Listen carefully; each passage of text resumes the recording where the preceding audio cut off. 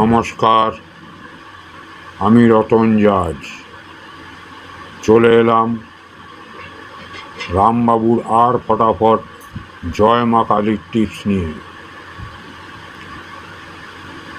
আজ 20/5/2025।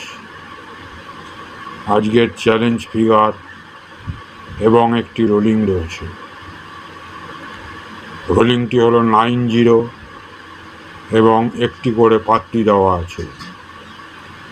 এদিকে 1 থেকে 4 বাজি অবধি 4টে করে ঘর এবং একটি করে পাত্তি দেওয়া আছে। আপনারা পার্ট বাই পার্ট খেলতে পারেন বা রোলিংয়ে পরিণত করতে পারেন।